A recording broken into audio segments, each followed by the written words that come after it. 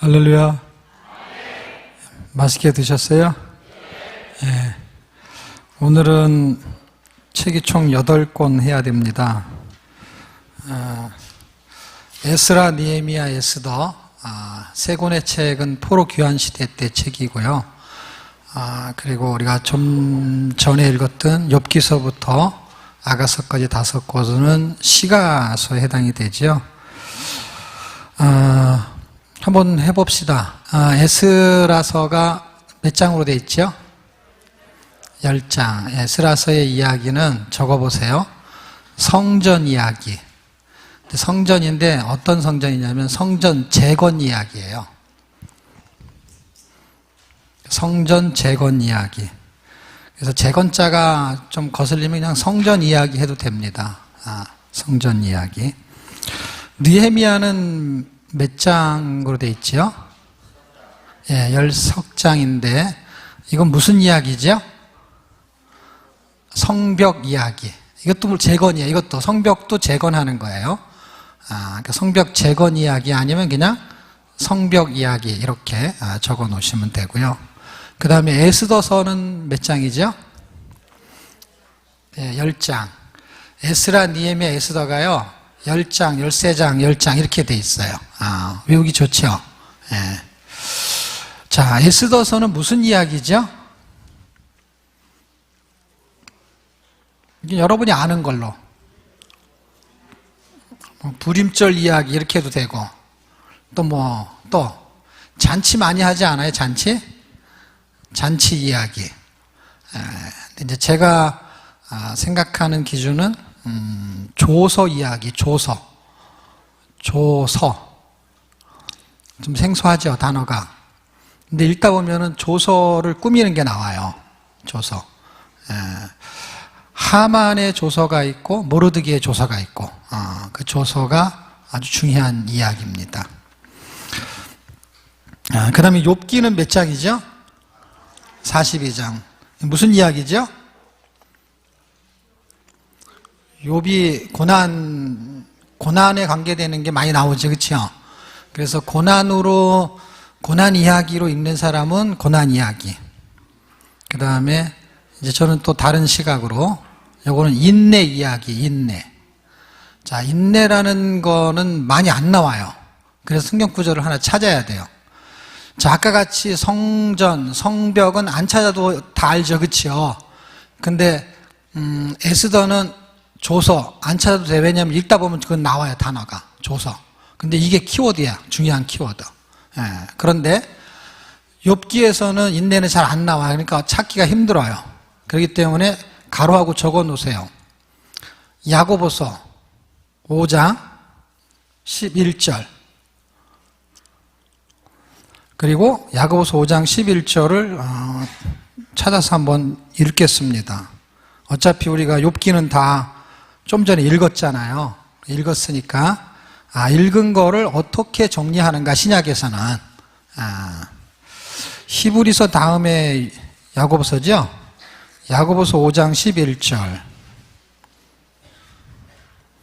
찾으셨나요? 시작. 보라, 인내하는 자를 우리가 복되다. 너희가 욥의 인내를 들었고 주께서 주신 결말을 보았거니와 주는 가장 자비하시고 긍휼히 여기시는 자신이라. 구약 성경을 읽으면 욥의 고난이라고 말합니다. 맞죠? 그런데 신약 성경에서는 뭐라 그래요? 욥의 인내라 그래. 그냥 인내가 아니고 뭐의 인내? 욥의 인내. 그러니까 이거는 인내에 대한 이야기예요. 그러니까 고난이 없이는 인내가 없잖아요, 그렇죠? 그러니까 고난의 결론을, 고난을 이길 수 있는 게 뭐냐? 그게 인내라는 거예요, 인내. 그러니까 고난으로 외울 필요는 없어요. 왜냐하면 어차피 갓난 애부터 태어나가지고요, 갓난 애부터 다 고난이 시작인 거 아시죠? 그 아이가 젖바는 고난, 그 다음에 이제 좀 커가지고 우유를 먹을 시기가 되잖아요. 그러니까 예를 들면 이유식을 먹거나 우유를 먹거나 하게 돼서 걸어 다닐 정도가 나이가 되잖아요. 그러면은 배낭을 하나 메고 다니더라고요. 애기들이 메는 배낭. 거기에 보면 자기 기저귀, 우유병, 그때부터 이 먹을 것 지고 다니거든요. 고난의 시작이에요. 예.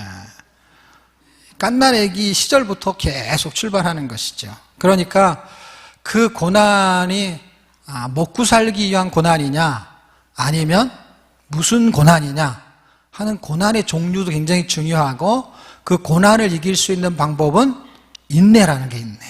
그 인내 때문에 칭찬을 받은 거예요. 그래서 결말이 다른 거예요. 욥의 인내가 있고 욥의 결말이 있는 것이죠. 예. 자, 그 다음에 욥기 다음에 뭐죠? 시편. 이제 우리가 좀 이따 읽을 내용인데, 시편은 몇 편이죠? 150편. 내용은 뭐죠? 이렇게 막 웅성웅성 된다는 얘기는 그래도 시편은 자신 있다는 얘기죠. 예. 그리고 그게 정답이냐 정답이 아니냐는 하나도 중요하지 않아요. 왜냐하면 내가 시편은 이런 책이야라고 내가 이해했다는 게 굉장히 중요한 거예요. 왜냐하면 그 틀린 게 아니거든요. 욥의 인내라고 제가 말했지만 욥의 고난이라고 해서 틀렸다는 뜻이 아니에요. 그 내용은 그렇다는 거죠. 그러니까 뭐라도 말할 수 있으면 그 책에 대해서 나는 이렇게 이해가 됐어. 그건 굉장히 중요한 거예요. 어차피 정답은 하나가 있는 게 아니에요.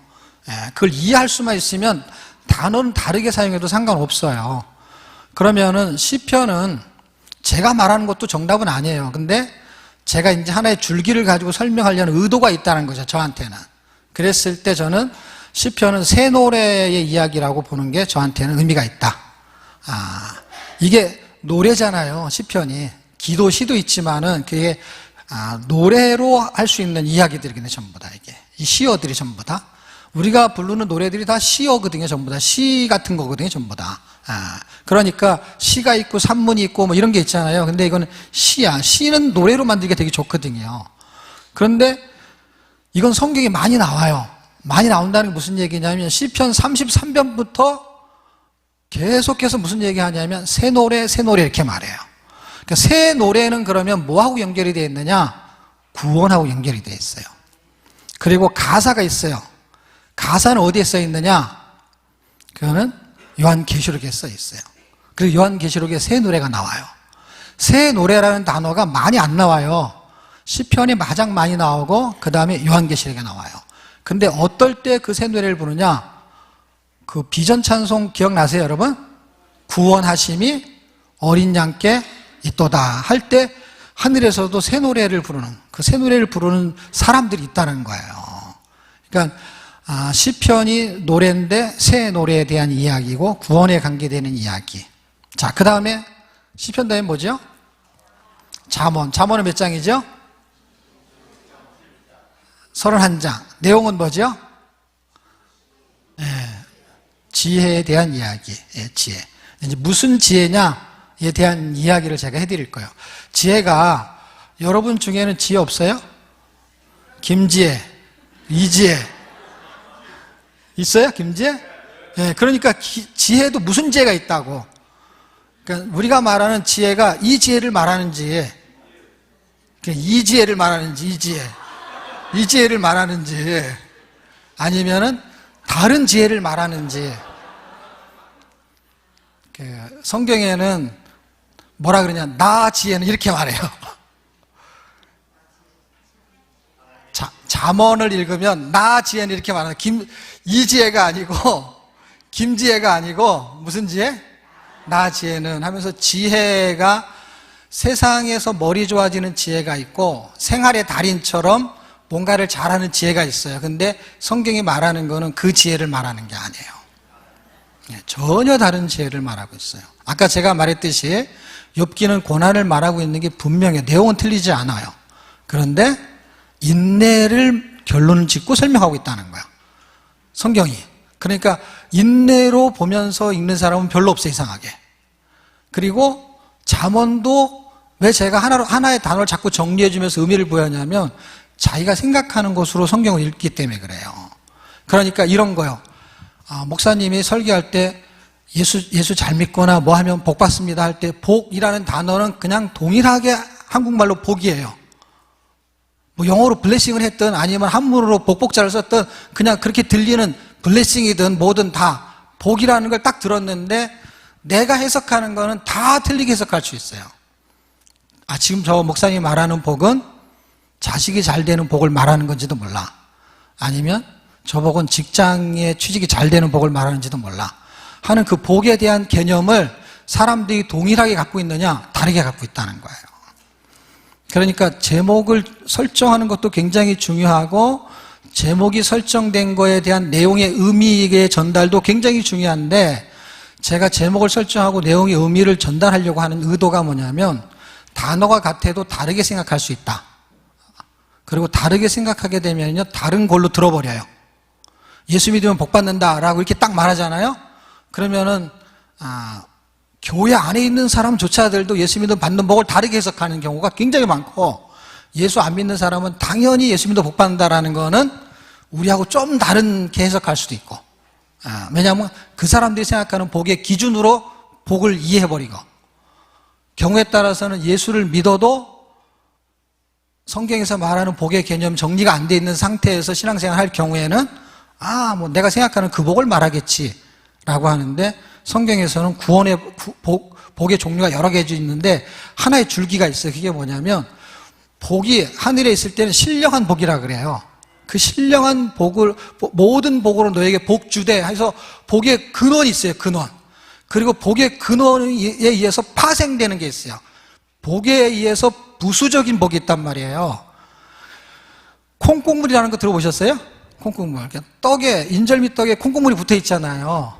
그런 것처럼 본체가 있고 부수적인 게 있을 수 있잖아요.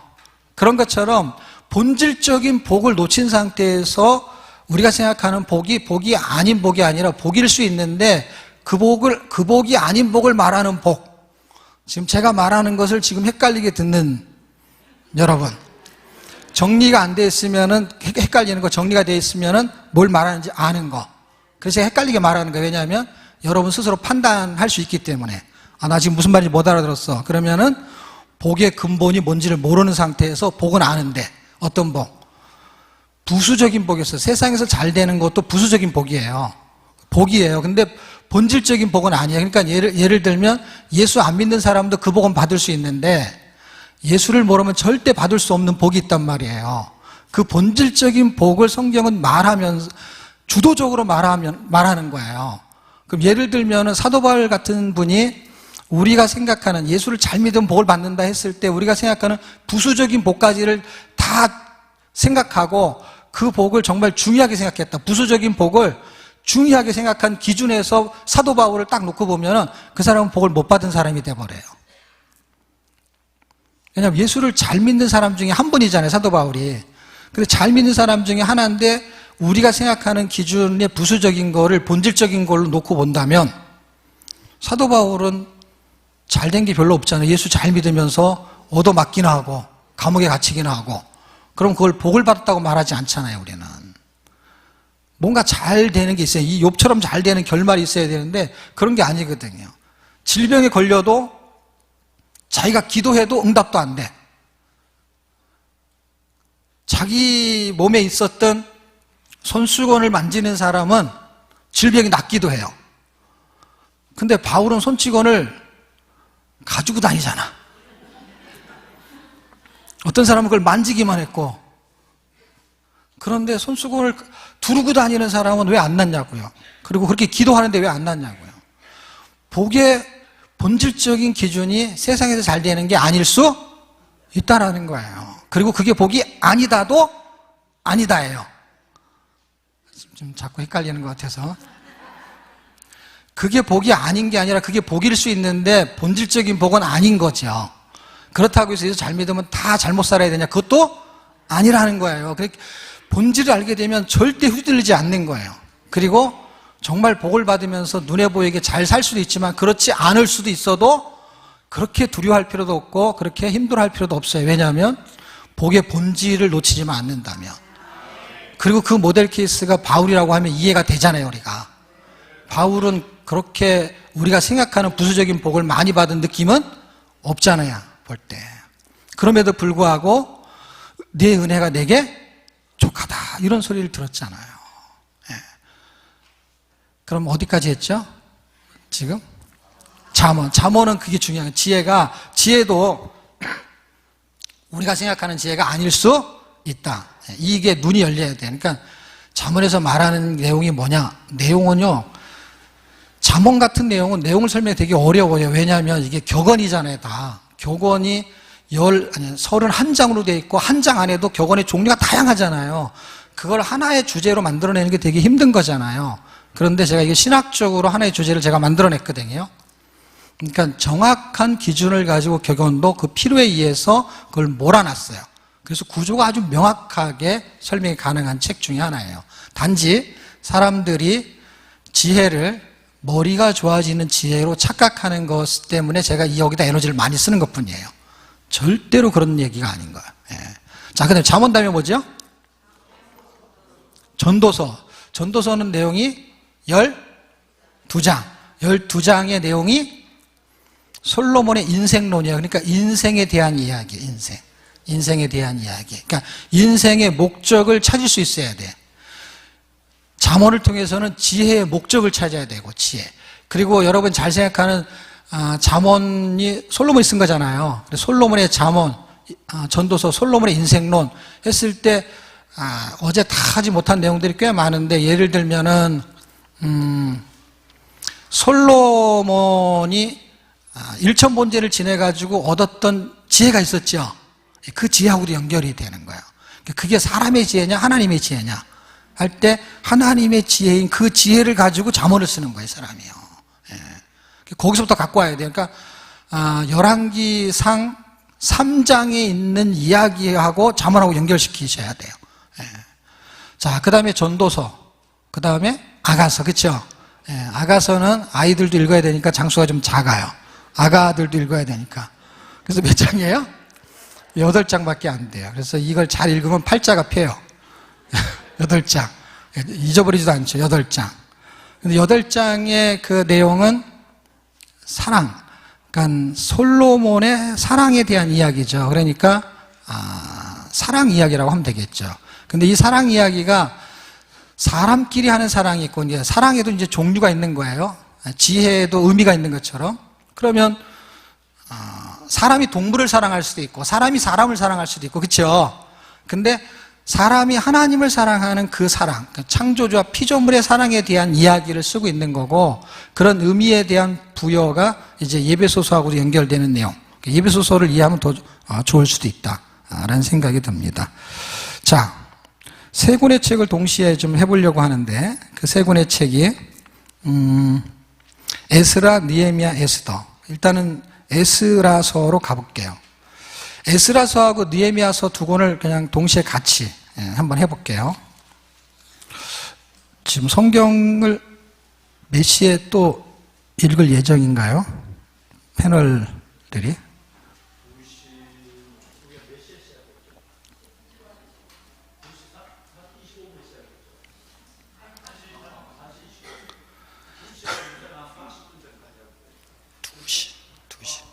2시 반?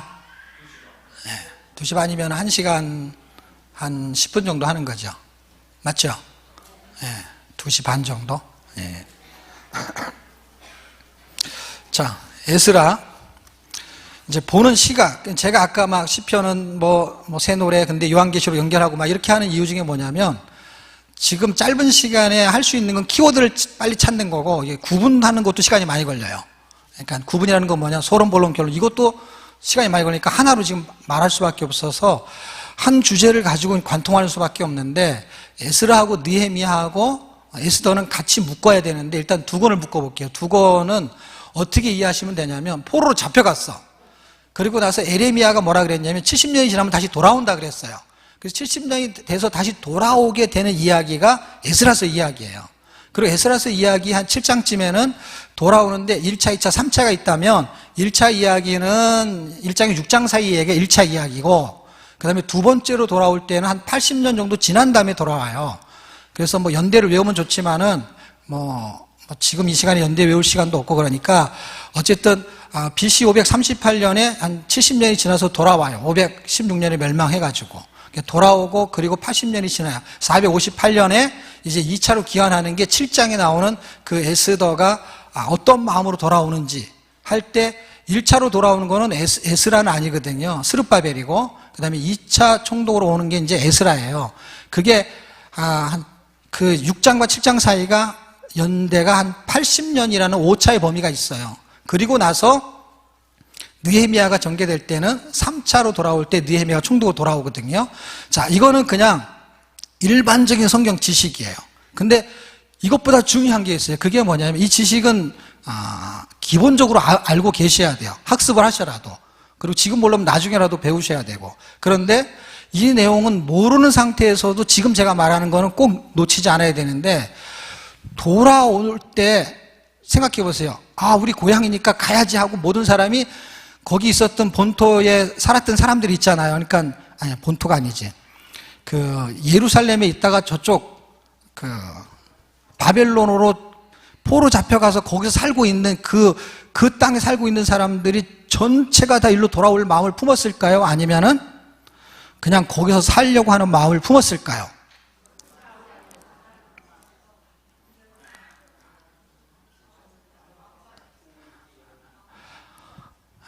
반반인지 후자인지 아니면 전자인지 이거를 확인할 수 있는 거는 성경밖에 없어요. 성경밖에 없다는 얘기는 뭐냐면, 성경을 근거로 제가 설명을 할 건데 사실 입장도 그래요. 제가 지금 말하고 싶은 게 뭐냐면, 이 성경이 그냥 무지막지한 책이 아니라 인간적인 미가 있다는 거예요. 그러니까 우리의 심정이나 그들의 심정이나 똑같아요. 똑같다는 얘기는 뭐냐면, 우리가 한 70년 정도 지난 상태에서 거기서 살고 있고 예루살렘은 완전히 황폐됐어요. 그 당시에 노인들밖에 없었고, 그러니까 인프라 구축이 하나도 안 돼 있어요. 지금을 보면 생각하시면 돼요. 지금이라는 게 뭐냐면, 여러분은 시골에 가서 살고 싶어요? 아니면 서울에서 살고 싶어요? 서울에서도 어떤 데 살고 싶어요? 은행이 있는 데 살고 싶어요? 병원이 있는 데 살고 싶어요? 아니면 학교가 있는 데 살고 싶어요? 아니면 그냥 서울인데도 전철 타고 한참 가야 저기 병원 있고, 예?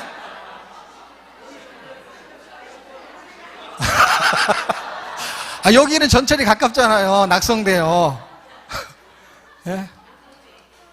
그리고 옛날에는 이렇게 차도 별로 없었고, 그러니까 교통도 중요하지만은 인프라 구축이 돼 있는 거거든요. 왜냐하면 살기 좋은 곳에 사람들이 모여 살거든요.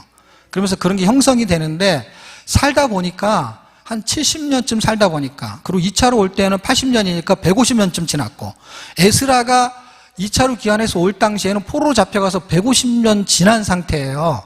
그리고 그때 당시에 글을 썼기 때문에 그때의 느낌을 가지고 쓴다면은 사람들이 돌아오려고 하지 않았다는 거예요. 그래서 처음에 돌아오는 인원이 정확하진 않지만 한 5만 명을 추산해요. 그래도 5만 명이나 10만 명이라는 차이가 크잖아요. 그러니까 5만 명이라는 건 어느 정도 인원이잖아요. 그 인원이 많은 인원이 아니거든요. 그런데 그 다음에 2차로 올 때는 한 2천 명 정도밖에 안 되거든요. 인원이 점점 줄어요. 3차는 몇 명인지도 잘 모르겠어요.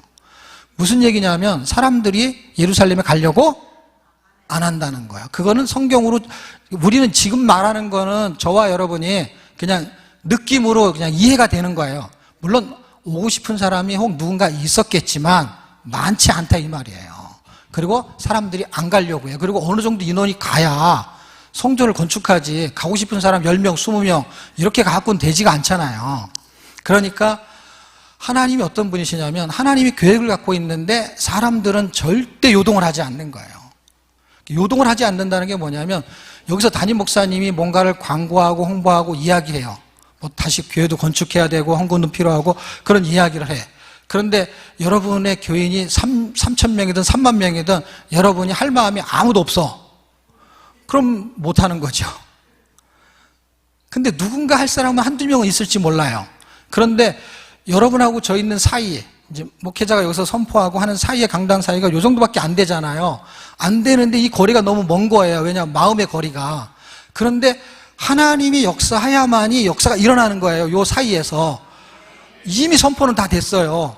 근데 하나님이 어떻게 역사하시느냐? 말씀을 통해서 역사하시는데, 이 하나님이 지도자를 통해서 준 말씀이 그 청중들한테 전달될 때 하나님이 역사를 하는 거예요. 이 내용이 좋아갖고 하지는 않아요, 사람들이. 왜냐하면 당연히 포로지에서 자기 나라로 돌아가가지고 옛날에 그 성전을 건축한다라는 거는 취지가 굉장히 좋은 거죠. 비전이 선포가 됐고 그 비전은 다 동의해요. 그런데 꼭 내가 해야 될 리는 없잖아. 꼭 내가 헌금을 해야 비전 건축 그 되는 게 아니잖아요. 왜? 다른 사람 헌금할 사람 돈 많은 거예요. 그런데 돈이 많은 사람이 하는 게 아니고 시간이 많은 사람이 하는 게 아니고 은혜 받는 것을 지금 성경이 뭐라 그러냐면 감동을 입은 사람이 하게 돼 있대요. 감동. 자, 그거를 찾아볼게요. 에스라하고 느헤미야인데 이제 일단 에스라 먼저 해볼게요.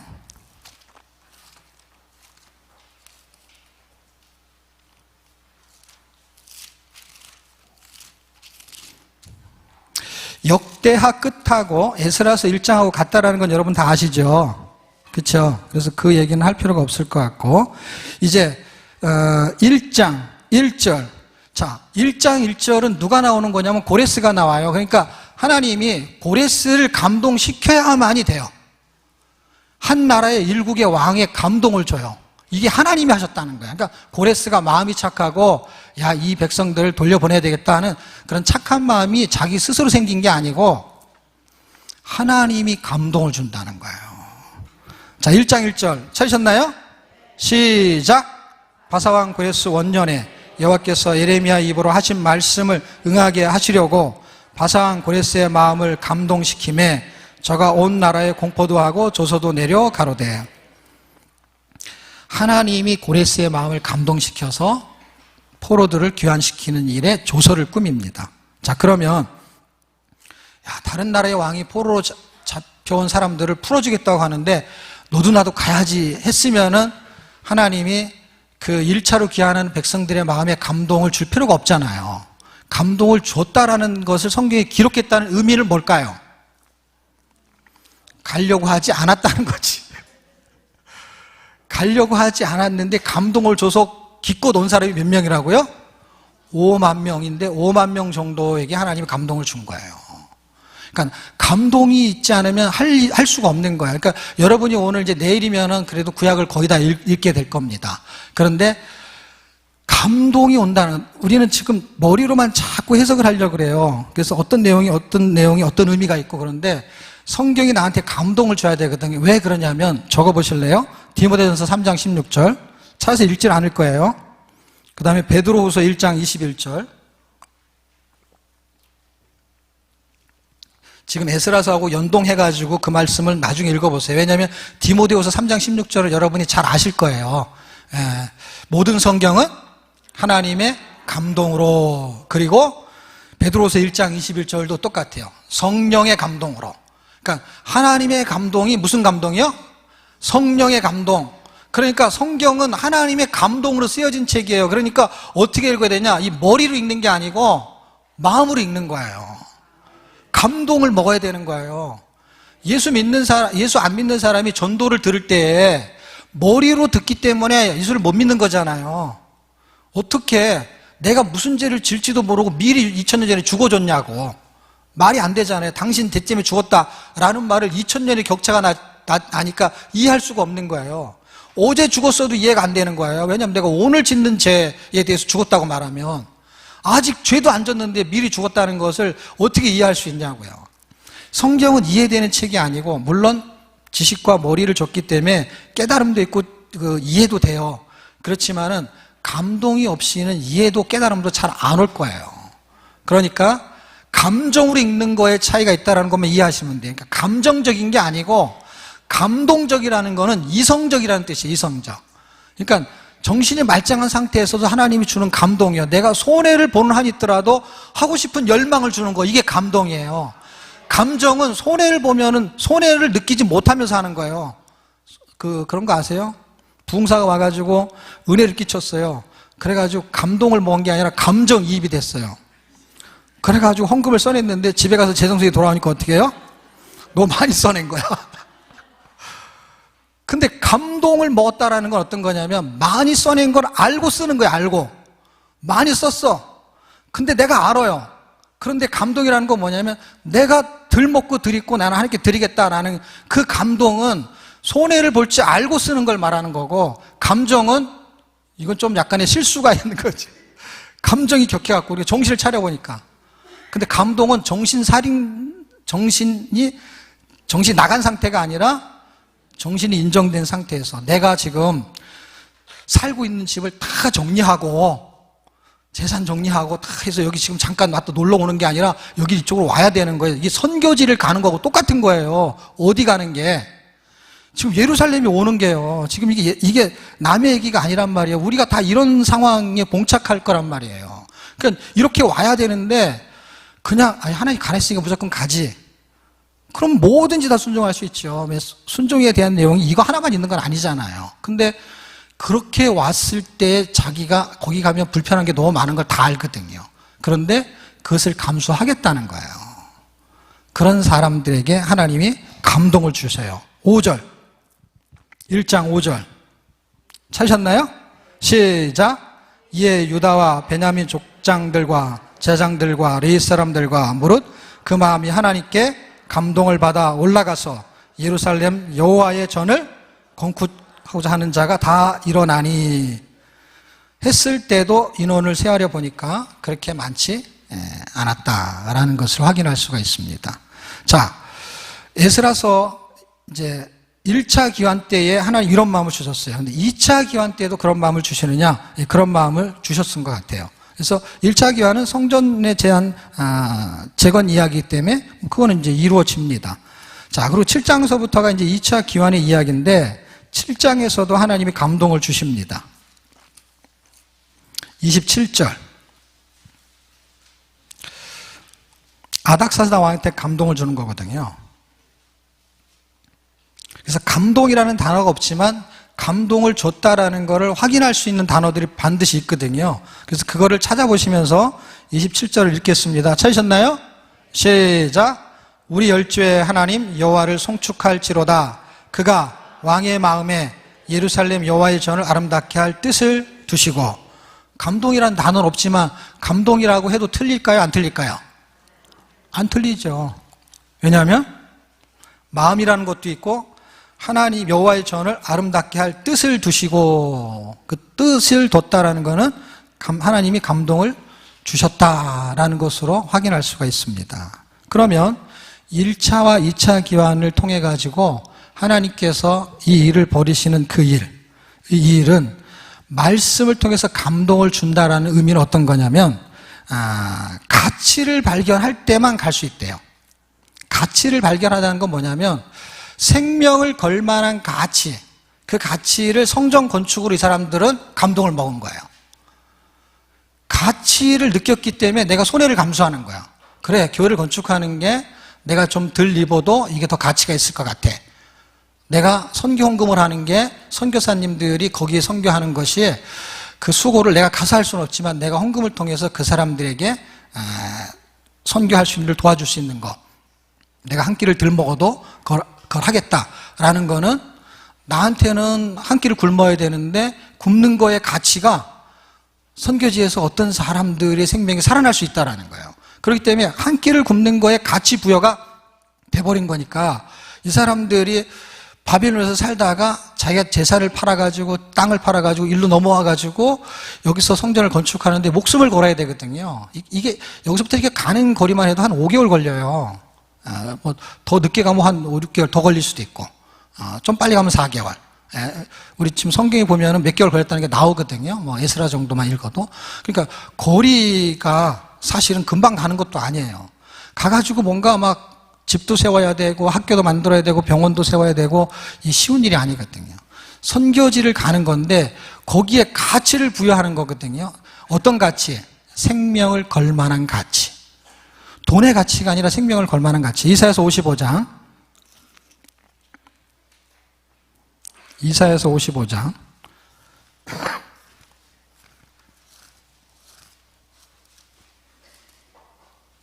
2절 말씀 한번 같이 읽겠습니다.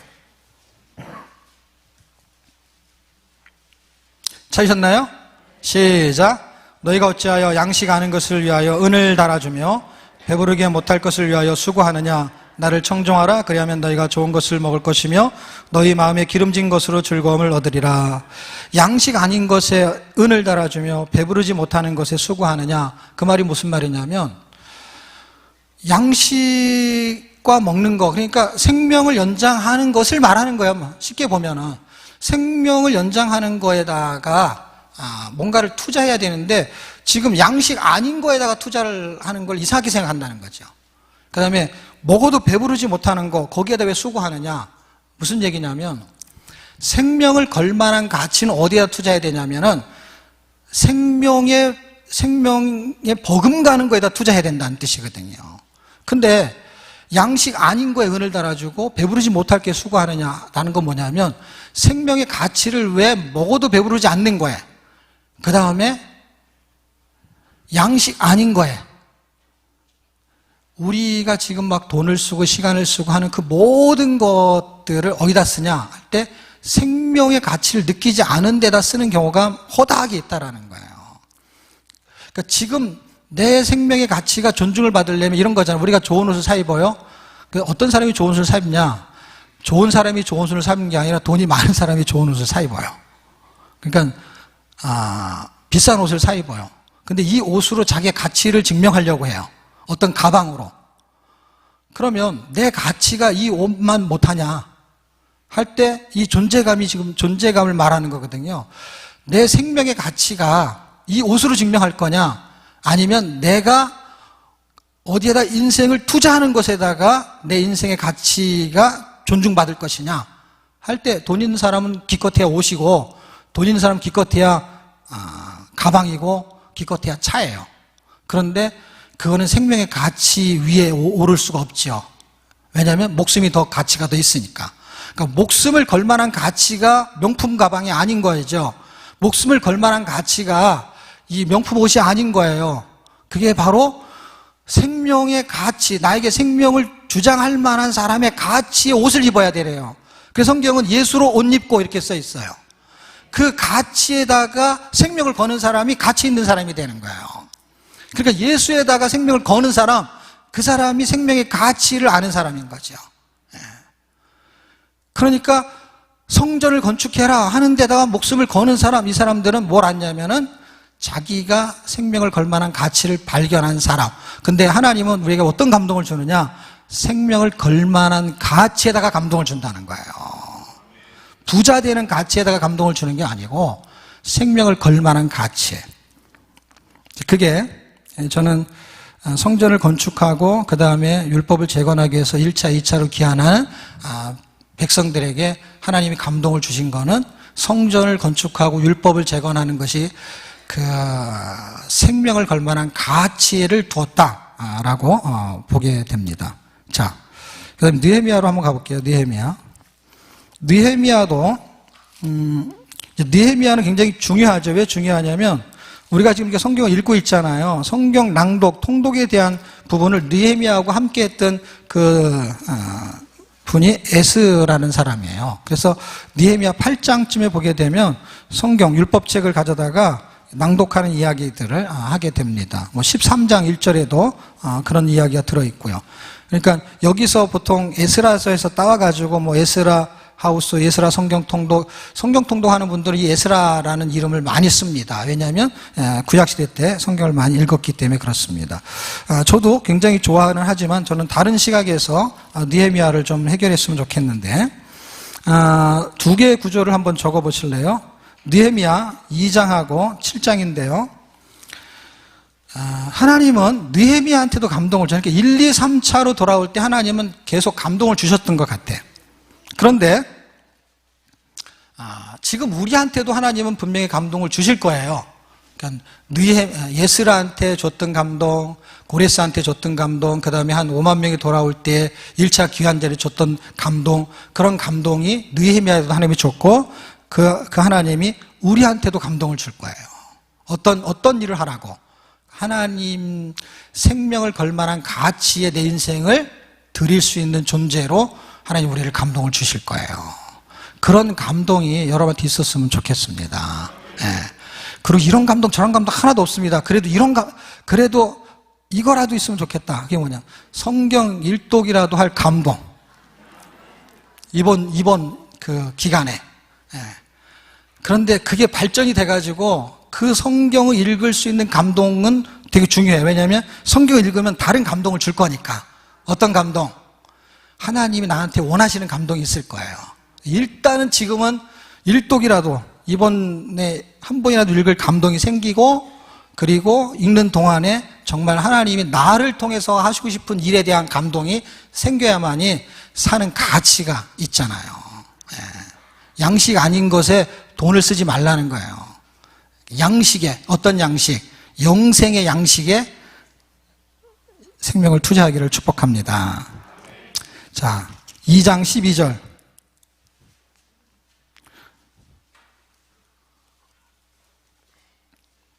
12절 찾으셨나요? 시작. 내 하나님이 내 마음을 감화하사 예루살렘을 위하여 행하게 하신 일을 내가 아무 사람에게도 말하지 아니하고.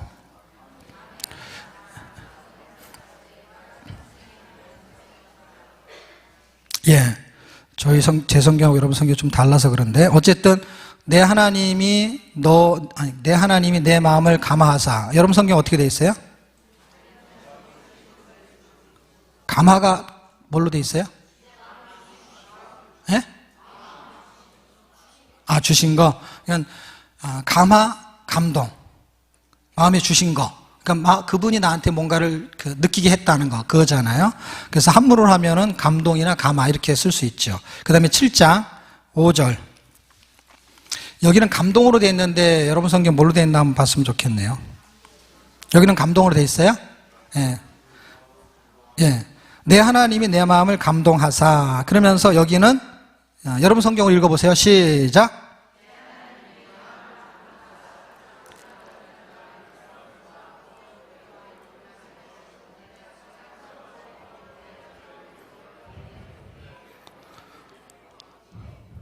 예. 지금 제가 2절과 2장과 7장에 있는 두 개를 가지고 느헤미야 전체를 해석해 보려고 하거든요. 그러니까 두 개의 성경 구절이 지금 뭘 말하냐면 이게 무슨 이야기라고 했죠? 성벽 이야기라고 했잖아요. 성벽을 재건하는데. 그러니까 처음에 1차 기환자들은 성전을 재건하는 거잖아요. 그때 감동을 줬죠. 그렇죠? 우리가 1장 5절 읽었잖아요. 에스라서. 그 다음에 2차로 기환할 때가 에스라잖아요. 그렇죠? 에스라도 기환할 수 있게끔 아닥사다 왕한테 감동을 줬잖아요. 그렇죠? 7장 27절. 그렇게 읽었고, 그 다음에 이건 3차 기환이잖아요. 3차를 기환할 때는 성벽을 재건하는 거예요. 그런데 성벽을 재건하는 일만 하는 게 아니라 영적인 재건도 해요. 이 뒷부분에서는. 그러니까 영적 부흥을 일으켜요. 그런데 감동을 주세요. 두 번 감동을 주시는데 첫 번째는 전자의 감동은 뭐냐? 성벽을 재건할 감동을 주시는 거예요. 그게 어떤 건지 찾아볼게요. 자, 1장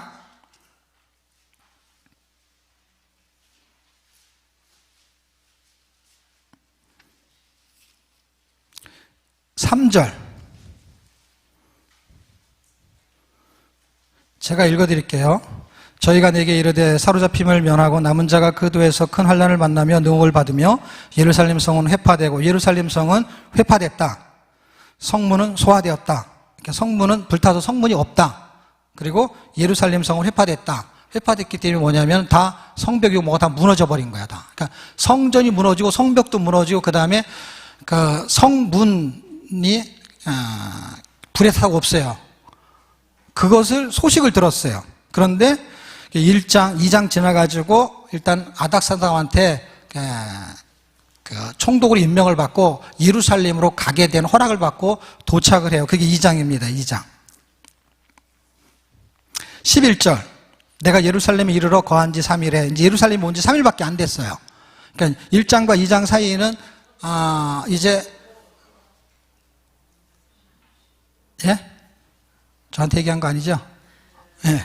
자, 11절. 내가 예루살렘에 이르러 거한 지 3일 됐어요. 3일 됐는데 이 사람이 이제 밖에 나가는 거야. 뭐 거기 아까 우리가 12절 읽었는데 내가 탄 짐승 외에는 다른 짐승이 없더라. 자기 혼자밖에 없었다는 뜻이에요. 그런데 마음을 준 거야. 하나님이 내 마음을 감화하사 예루살렘을 위해서 행하게 하신 일을, 하나님이 행하게 하신 일을 준 거야. 아까 제가 여러분한테도 성경 한 번 읽을 거, 그 다음에 나를 통해서 하신 일에 대한 감동, 이게 필요하다고 그랬는데 지금 하나님이 느헤미야한테 감동을 준 거예요. 무슨 일을 하게 하실지.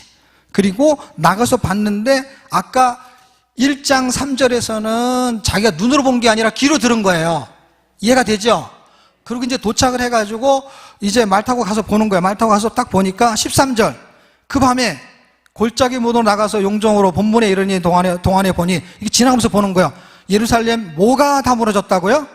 성벽이, 정확하게 성벽이 나오잖아요. 그렇죠?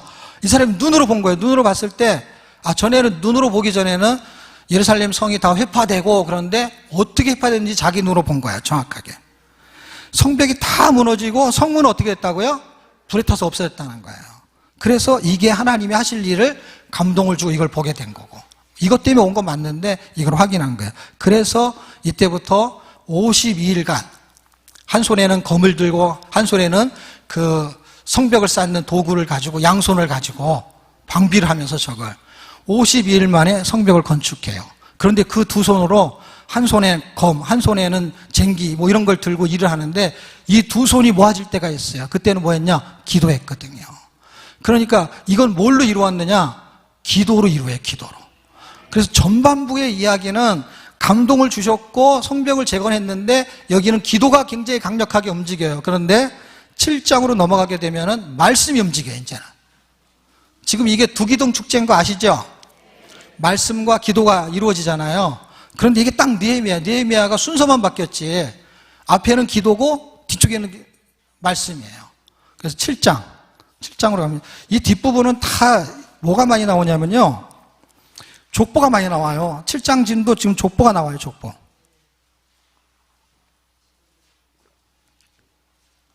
두 기둥에 대한 설명하기 되게 좋은 책이에요. 느헤미야가 한 권에 두 개가 다 들어있고, 그리고 감동이 있어야 돼요. 그러니까 여러분이 감동을 주신 거죠. 매년 하지만 감동을 입은 사람이 휴가도 내고, 그 다음에 월차도 내고, 그리고 아이도 있는데 애를 데리고 와가지고 읽고 하는 거는 감동을 안 주면 못해요.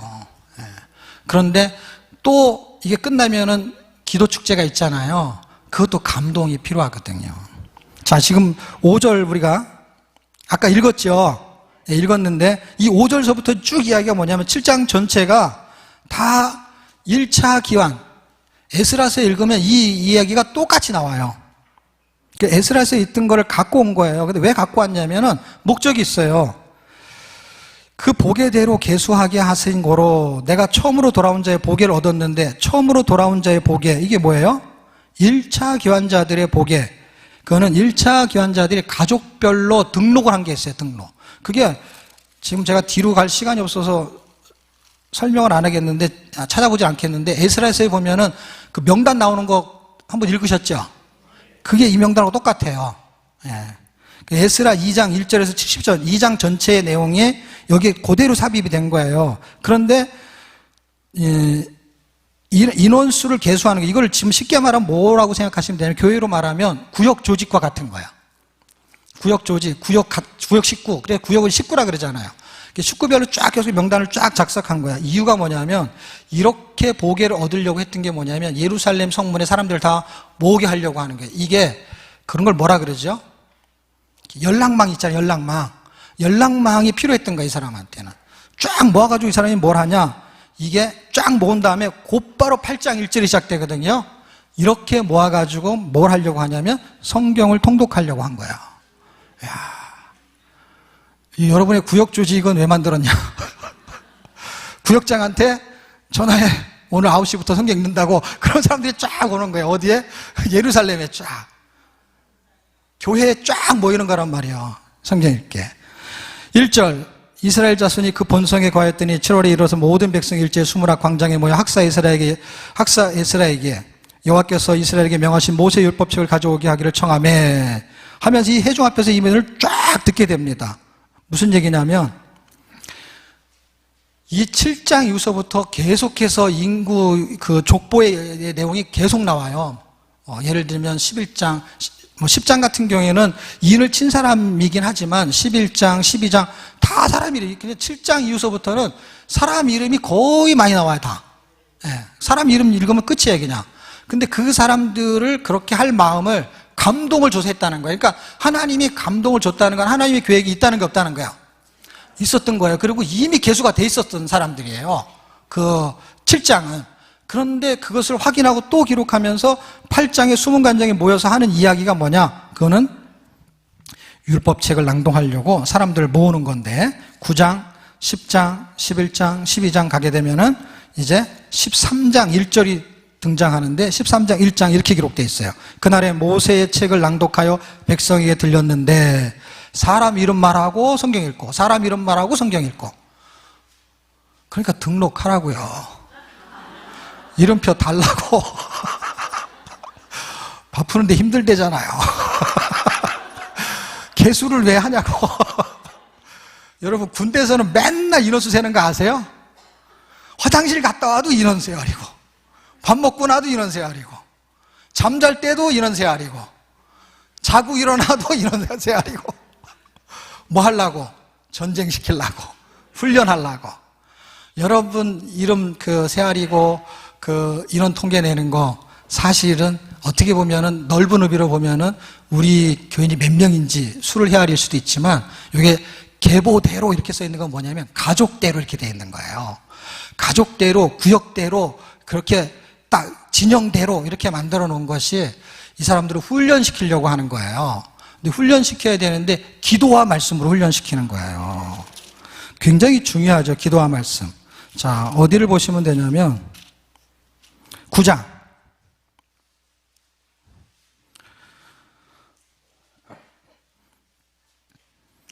제가 읽어드릴게요. 9장 1절 2절 눈으로 보시고 3절에 보면 그날에 낮 4분지 1을 그 처소에 서서 그 하나님 여호와의 율법책을 어떻게 한다고요? 낭독하고. 4분지 1이면은 낮이 12시간이잖아요 12시간 4, 32 3시간이죠 그리고 또 낮 4분지 1은 죄를 자복하며 그 하나님 여호와께 경배 예배했다. 하루에 6시간 명단 작성해가지고요 하루에 6시간 3시간 성경 읽고 3시간 예배 드리고 기도하고 찬양하고.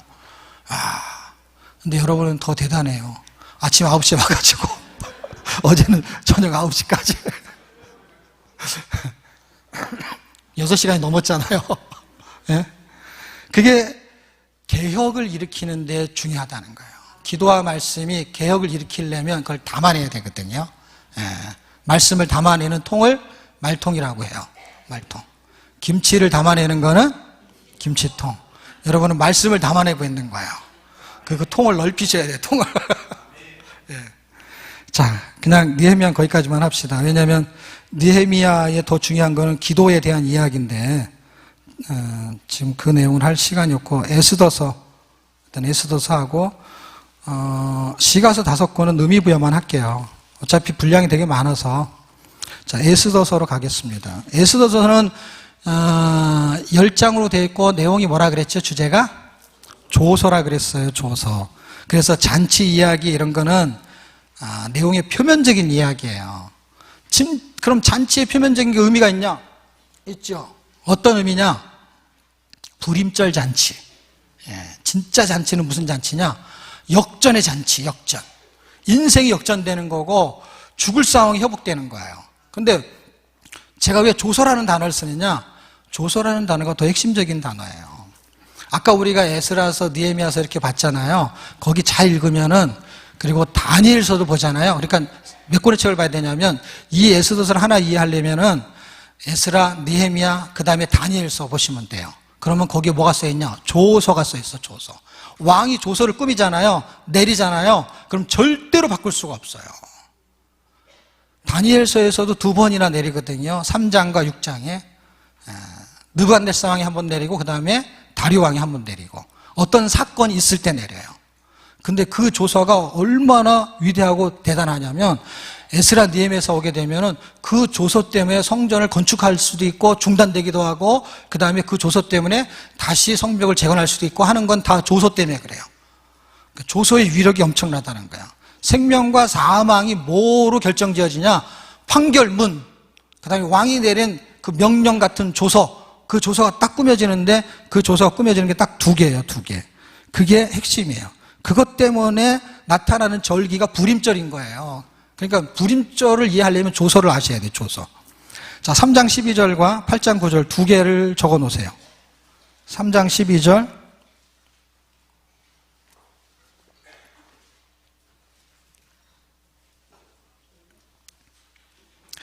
3장 12절 먼저 해요. 자, 여러분 성경으로 같이 읽어주세요. 시작.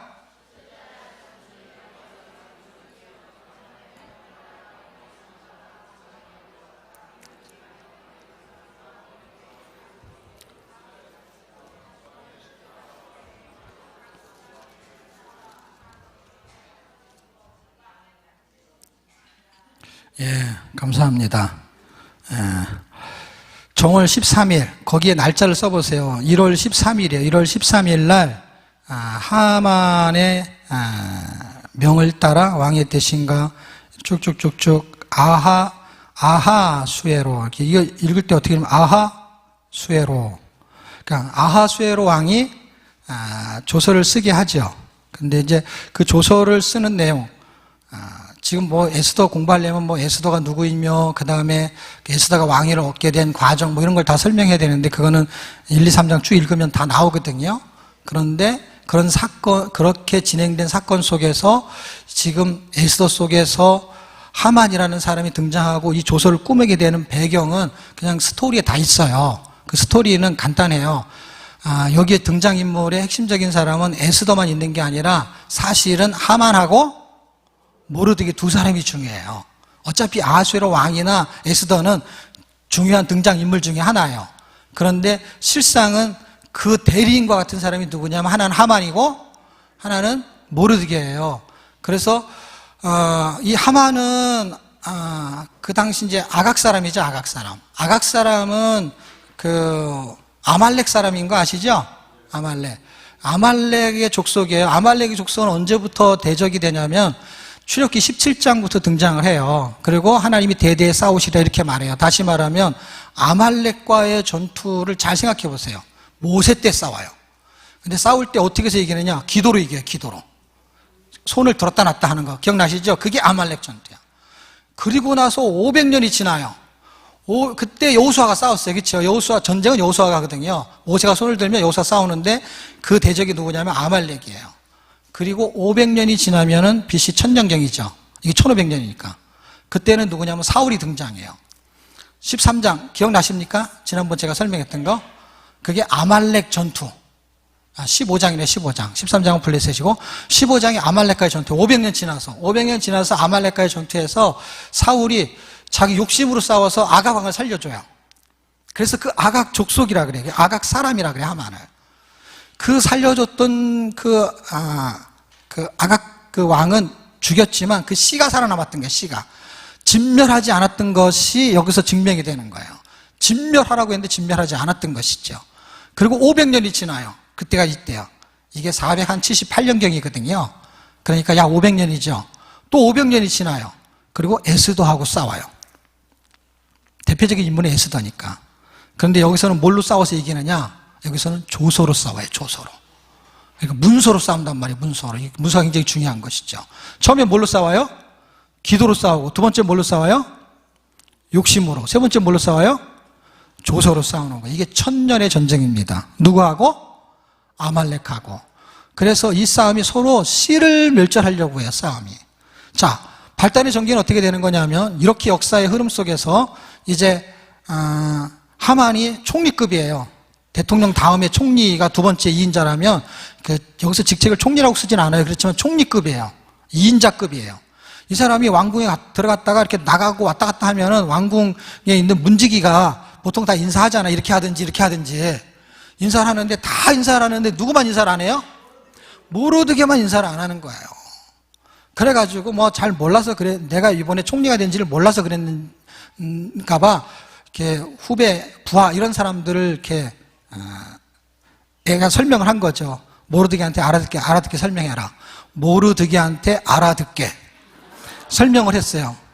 그런데 이제 알아들었겠지 하고 이제 또 그 다음날 가는데 또 인사를 안 하는 거예요. 왜?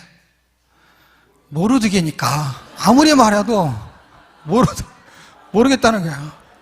나는 하나님 외에는 인사 안 한다는 거예요. 그래서 인사를 못 받게 되자 어떻게 해요? 이게 막 치가 떨리면 어떻게 떨리냐면 부르르 떨어. 그래서 부르를 두 번 하면은 그걸 복수라 그래, 복수. 부르의 복수는 불임인데 한국말로는 부르르야. 두 번 하니까 복수잖아. 부르르를 이 나라 말로 불임이라 그래. 복수니까 부르르 이렇게 해버렸으니까 부르르 떨어. 부르르 떨다가 뭘 하냐면 칼부린 날짜를 잡아. 그걸 불임절이라 그래요. 너무 쉽죠? 추워서 떠는 거는 파르르 떠는 거예요. 이거는 승질에 못 이겼다니까 부르르가 맞아. 그렇죠? 이게 한국말하고 너무 똑같지 않아요? 그러니까 한국말이 되게 좋은 말이에요. 왜냐면 원어를 다 해석해줘. 부르르가 무슨 뜻인지. 그리고 칼부림 날짜를 잡는 걸 불임절이라고 해요. 그 날짜를 잡는 조서를 쓰는 거예요. 그 날짜를 잡는 조서를. 그래서 13절이 그 조서에 대한 내용이죠. 12월 고 아달월 13일 하루 동안에 유다인 남녀노소 어린아이 부녀, 이게 뭐냐면 씨를 멸하라는 거예요. 이게 하나님이 아말렉하고는 어떻게 싸우겠다냐면 대대로 싸우겠다 그랬어요. 하나님의 전쟁이에요, 원래요. 그게 출애굽기에 말한 거예요. 그리고 하나님이 사울을 통해서 진멸하라고 했어요. 근데 안 진멸했다는 게 등장한 거예요. 근데 저쪽이 우리를 진멸하려고 그래요. 어제도 기억나십니까? 씨에 대한 전쟁이라고 그랬잖아요. 씨에 대한 전쟁이 이렇게 여러 가지로 파생돼서 나오는 거거든요. 다 죽게 생겼어요. 정월인데 언제냐면 12월이니까 기간이 몇 달 정도 준 거예요? 1년 안에 준비 작업을 해갖고 다 죽이겠다는 거예요. 1년 안에. 그러면 이 당시의 분위기는 어떤 분위기냐면 잔치 분위기였어요. 이 수산장 전체가 다 잔치 분위기예요. 그런데 이 조서에 방을 붙였어요. 그리고 아직 12월이 안 됐어. 그럼 지금 옆집에서 잔치하고 있는데 우리 집은 유다 집안이야. 그럼 이 잔치 분위기가 날 거야, 안 날 거야? 안 나죠. 내가 지금 건강해. 그런데 병원에 갔어. 근데 병원에서 진단서를 딱 떼었는데, 진단서는 조서는 아니지만 그 문서에 딱 보니까 어떻게 해요?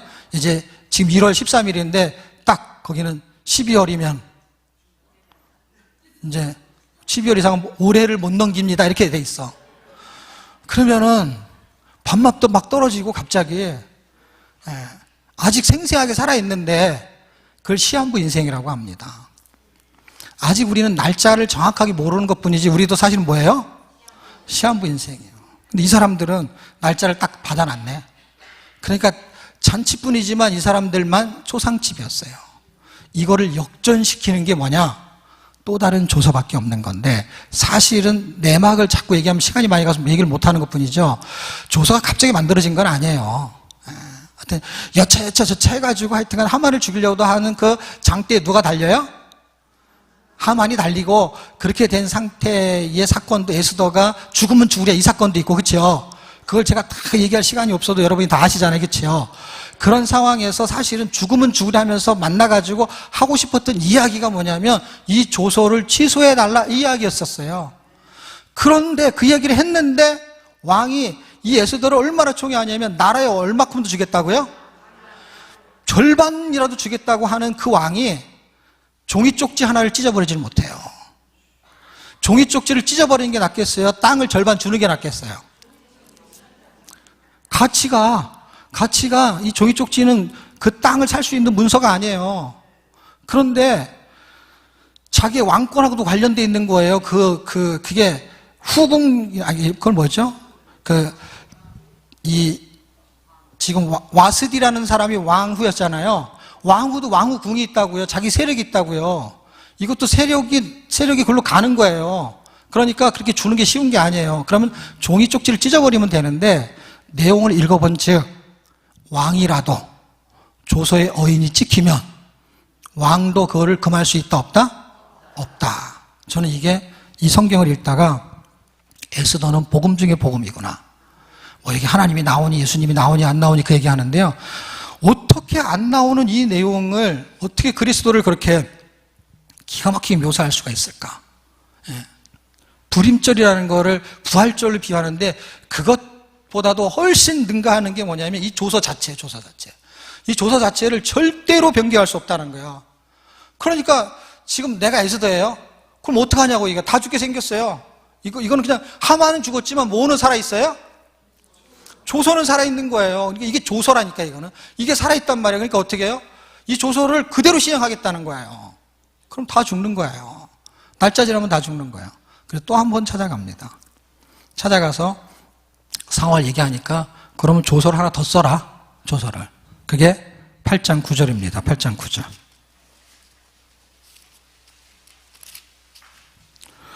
저는 구약성경 쭉 읽다가 예수님의 십자가의 사건이 이것보다 더 정확한 책이 없다라고 생각하는 사람 중에 하나예요. 저처럼 생각하는 사람은 거의 없습니다. 에스더서가 예수의 십자가 사건을 명확하게 보여주고 있습니다. 8장 9절 찾으셨나요? 예, 거기서 아까는 1월이었잖아요. 그렇죠? 이건 3월이요. 2달밖에 안 지났어요. 2달의 역전이 이루어집니다. 이제 10개월은 이제 좀 편하게 살 수 있죠. 모르드게 시키는 대로 조서를 써서 인도부터 구수까지 얼마나 넓습니까? 127도.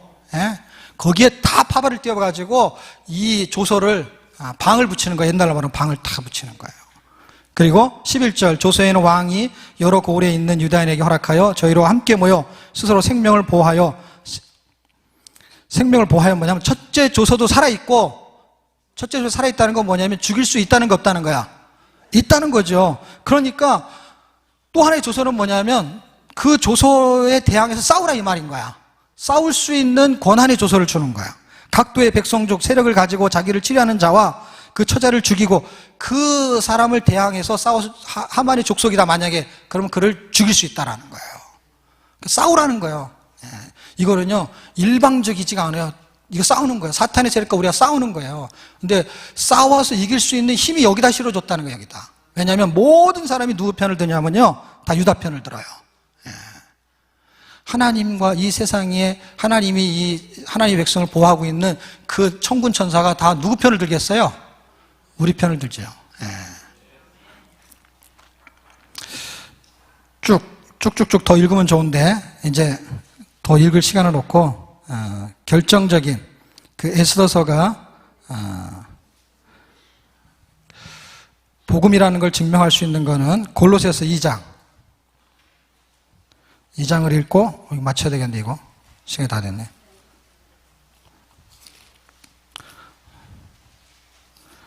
2장. 제가 에스더서를 그렇게 읽을 때까지는 조서가 이렇게 복음이다라는 걸 잘 몰랐어요. 그런 게 있었구나. 그냥 그렇게 했구나. 불임절만 뒤따 설명했어요. 근데 어느 날 제가 신약을 더 많이 읽었거든요. 어느 날 읽는데 이게 갑자기 눈이 보이는 거예요. 그냥 그 보인다는 게 무슨 뜻이냐면 이 말이 그 말을 설명하고 있는 거구나 라는 걸 그냥 알아버렸어요.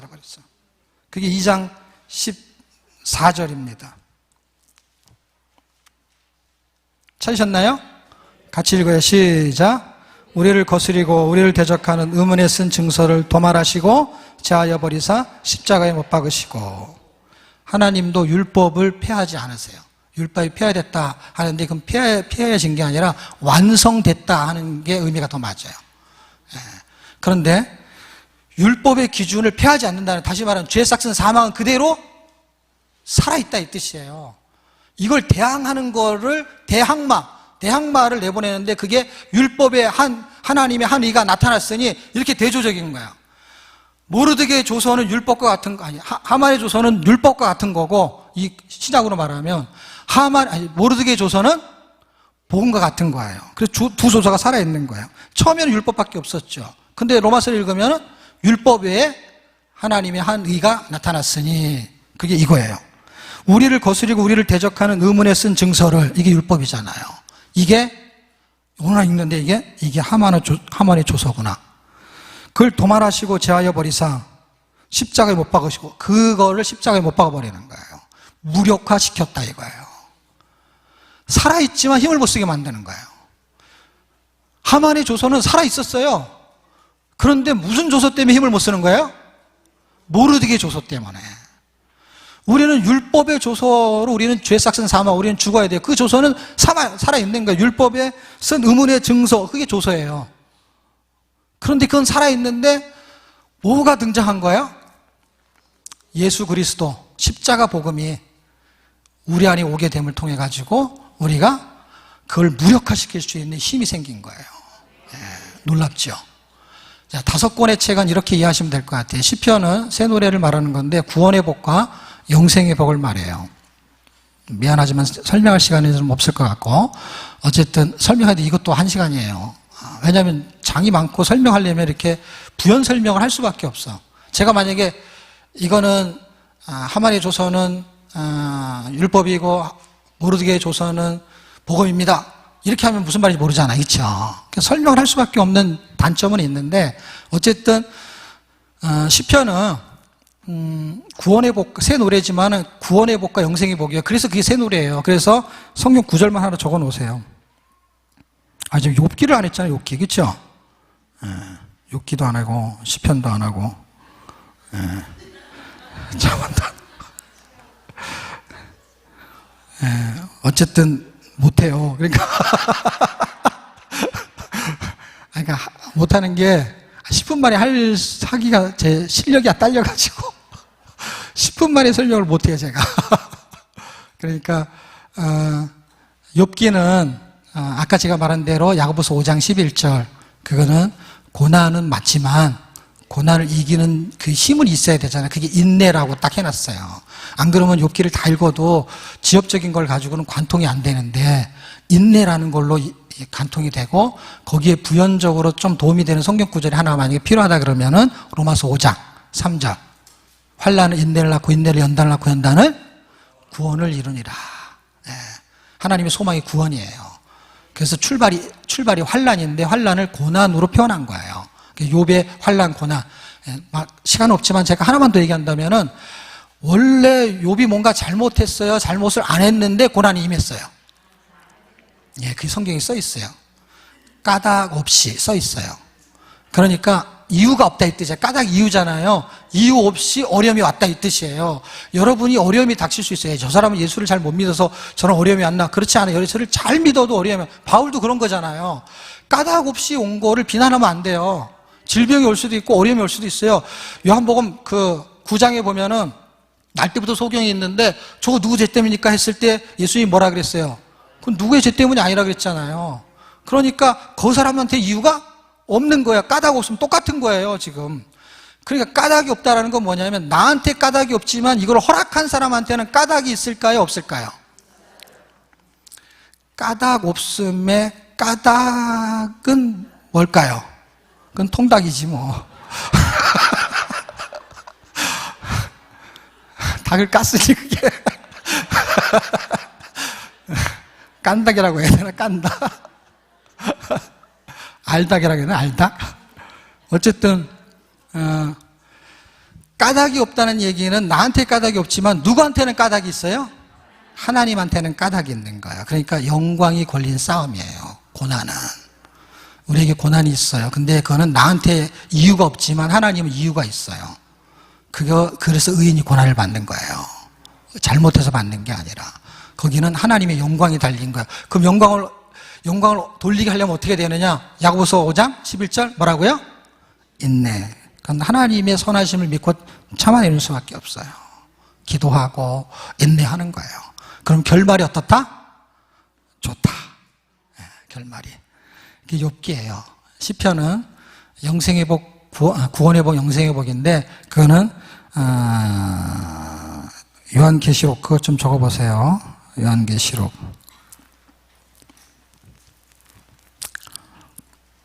5장 9절 7장 10절 14장 3절 다시 불러드릴게요. 5장 9절 10장 10절 14장 3절 새 노래의 가사가 있어요. 구원이에요. 그래서 시편에서 새 노래를 찾아보십시오. 그럼 전부 구원을 말해요. 구원 받은 자. 그래서 시편과 요한계시록을 같이 보셔야 돼요. 그 주제는. 그러면은 시편이 열려요. 구원하심이 하나님과 어린 양께 있도다. 시편. 그 다음에 뭐죠? 욥기, 시편, 잠언. 잠언은 하여튼간 잠언은 그 지혜는 누구의 지혜냐? 그건 하나님의 지혜예요. 그래서 제가 설명은 못하지만 장은 하나 알려드릴 테니까 그걸 꼭 읽어보세요. 그 장 하나만 읽어도 눈이 열릴 줄 믿습니다. 그게 8장이에요. 8장 전체는 나 지혜는. 여러분 김지혜도 있고 이지혜도 있는데 무슨 지혜도 있다고? 나지혜는 할 때 지혜가 이은화된 거예요. 그리스도를 말해요. 그리스도. 거기서 그리스도를 찾아내셔야 돼. 그거를 쭉 읽으면 창조자, 내가 그 전에 있었다. 제가 설명할 시간이 없어 그래요. 반드시 거기에서 그리스도가 보일 거예요. 어디하고 같이 보면 되냐? 요한복음 1장 1절하고 같이 보시면 돼요. 태초에 말씀이 있었다. 내가 그 말씀과 함께 있었고 그 내용이 거기 들어있어요. 놀랍게도. 그리스도가 확실해요. 확실해. 자, 그 다음에 잠언답이 뭐죠? 전도서. 전도서는 인생론이에요. 12장 13절을 읽어보세요. 결국 다 듣고 나면 뭐냐? 이래 결국을 다 들었으니 사람의 본분은 하나님을 경외하는 것이다. 인생의 목적은 하나님을 경외하는 거다. 아가서. 아가들은 읽으면 안 되는 책이라 아가서예요. 아가서는 3개의 성경 구절만 적고 마칠게요. 이거는 하나님의 사랑을 말이야. 사랑, 십자가의 사랑. 그 다음에 피조물도 사랑하잖아요. 그거는 순종의 사랑. 그래서 십자가의 사랑은 하나님의 비밀스러운 십자가 사랑이라 그러고, 그 피조물의 사랑은 신비스러운 순종의 사랑이라 그래요. 그래서 비밀은 시크릿, 그 다음에 신비는 뭐라 그러죠? 미스테리라 그러잖아요. 그걸 합성시키면 시크테리한 사랑. 하나님이 나를 위해서 죽으셨다는 게 비밀이에요. 그래서 예수님이 안 믿는 사람은 몰라요. 근데 이걸 알아버렸어, 우리가. 그래서 우리도 사랑을 해. 사랑을 하는데 그 사랑을 하면 사람들이 다 미쳤다 그래. 그래서 미스테리해. 순종이 그런 거야. 왜냐하면 여리고성도 그런 거잖아요. 그런 거예요. 우리한테도 그런 거예요. 그래서 이 비밀스러운 사랑을 알아버린 사람이 그 하나님을 사랑할 때는 그게 무슨 헌금 많이 되고 이런 게 아니에요, 여러분. 그게 사람들이 볼 때는 야, 너 돈 많이 헌금하냐? 돈도 없는데 헌금해요. 그러니까 이상한 거지, 사람이. 근데 그 사람이 그렇게 하는 행동이 이걸 알아버린 거예요. 밭에 감추인 보화를 발견한 것과 같은 거예요. 그래서 남들은 바보라처럼 막 이상하게 생각하는데 자기는 희죽희죽 웃는 거야. 왜냐하면 주머니에 로또가 있는 거하고 똑같은 거야. 그러니까 뭔가 자기는 웃는 거야, 막. 내가 뭔가 비밀을 알아버렸어. 그 비밀을 안 사람만이 그렇게 살아도 바보처럼 사는 게 아닌가. 남이 볼 때 바본지 자기는 정말 똑똑하게 사는 거야. 그거를 보고도 못 보이는 사람은 할 수 없는 거고, 보고도 그거를 찾지 않는 사람은 그 사람이 바보 같은 거고, 교회를 이렇게 오래 다니면서 진리를 모르는 것도 바보 같은 거고, 진리를 알았는 대로 진리로 안 사는 것도 바보 같은 거고. 그러니까 이게 진리는 거야. 이래도 진리 저래도 진리. 그 요한복음 17장 17절, 저는 성경에 있는 것만 얘기해요. 요한복음 17장 17절에 아버지의 말씀은 진리니다 이렇게 써 있어요. 성경 그대로 암송하는 거예요. 누군가는 진리고 누군가는 진린다고. 진리인지 하여튼가 한 끗 차이지만, 니은이냐 리을이냐 이 차이지만 한국 발음은 비슷해. 이상하게요. 그걸 강조해도 이상해. 하나님의 말씀이 진리입니다 이렇게 해도 그럼 이상하게 들려요. 발음의 차이가 아주 희한하지, 한국 발음이. 자, 이거 빨리 해야지. 자, 어쨌든 그 사랑의 그 농도가 있어요, 농도가. 그러니까 처음부터 그려지지 않잖아요, 그렇죠? 처음부터 사랑이 막 그렇게 깊어지는 게 아니잖아요, 우리가 예수를 믿어도. 근데 이게 나타난단 말이에요. 그 3개만 적어보세요. 2장 16절, 6장 3절, 7장 10절. 2장 16절, 6장 3절, 7장 10절. 이게 다 같은 말이에요. 2장 16절 하나만 찾아볼게요. 2장 16절.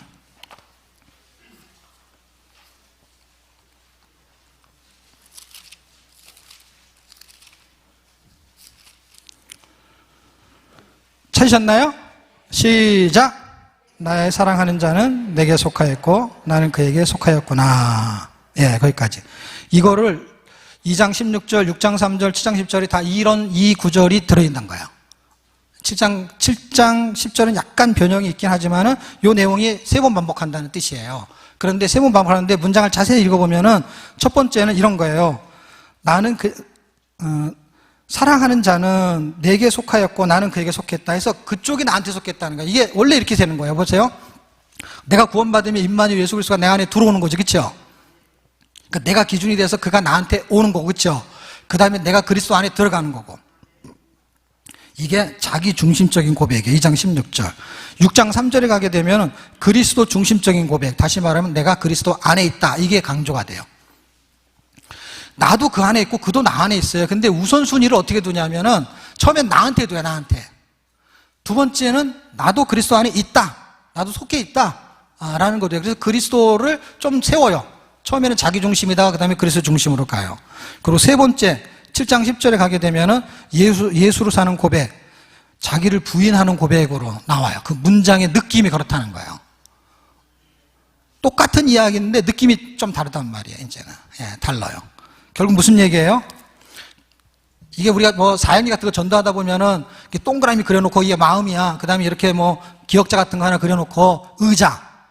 그래가지고 거기에 그 의자 안에 거기 영어로 I자 써놓고 내가 앉아있고 바깥에서 누군가 이렇게 똑똑똑 두드리는데 거기는 J자 써놓고 예수님. 그리고 이게 첫 번째 단계에다가 문을 열게 되면은 예수님 그 안에 쏙 들어가. 그래도 여전히 의자에는 자기가 앉아있어. 그러니까 구원은 받았는지 모르지만은 내 중심적인 삶을 살아요. 그렇죠? 그러다 시간이 지나가지고 위치가 싹 바뀌어. 그렇죠? 그런 거와 같은 느낌이 있는 사랑의 관계라는 거예요. 우리가 하나님을 사랑하는 건 맞아요. 그렇지만은 농도가 조금씩 다르잖아요. 그렇죠? 점진적으로. 그리고 그 사랑이 8장 6절의 클라이막스가 어떤 거냐면 사랑은 죽음보다 강하다. 그래서 죽을 수 있다. 그런데 저는 이것보다 더 뛰어넘는 그 해석이 이런 걸 생각해요. 누군가를 위해서 죽는다는 게 사랑이라는 표현을 해요. 그 요한복음 15장에도 친구를 위해서 목숨을 버리면 이에서 더 큰 사랑이 없나니, 다 아시잖아요. 그 사랑을 말하는 것 같은데 그 이상을 말하고 싶은 거예요. 어떤 거요? 사랑은 죽음보다 강해서 죽지만 죽음을 이겨버리는 거예요. 그래서 부활하시는 거예요. 그분의 사랑이 우리 안에 있다면 우리는 부활의 사랑의 삶을 살 수가 있는 것입니다. 그런 은혜가 여러분의 있기를 축복합니다. 수고하셨습니다. 감사합니다.